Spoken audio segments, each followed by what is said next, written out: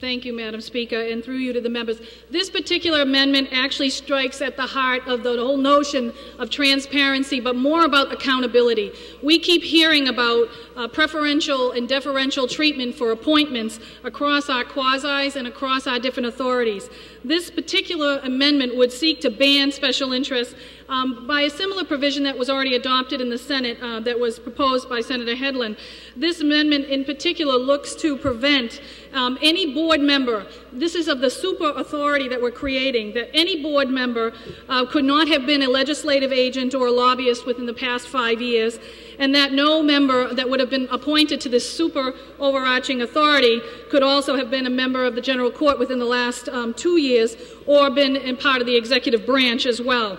There's another piece that this amendment sought to actually add to, and that was to take the upper echelon of administrative authority within some of these particular offices, new offices that are created under the superstructure of the Transportation Authority.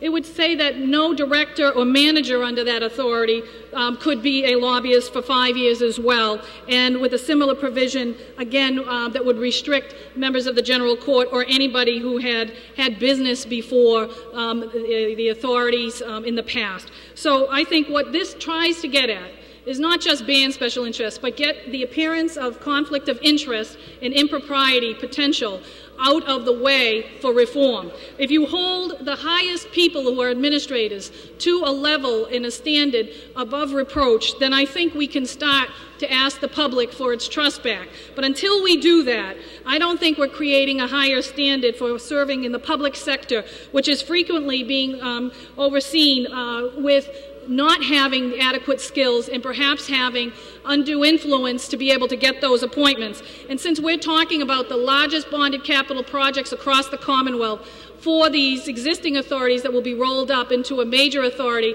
I thought it was only prudent to file a similar provision that would restrict and prohibit the types of people who would be able to be on these authorities. Because I don't know about you, but I'd like to have people who are knowledgeable and who will not be in a conflict of interest outside of the already existing provisions that we have, which we all know need to be enhanced to prevent similar outcry from the public in the perception of undue influence, even when it's not intended. Thank you, Mr. Speaker.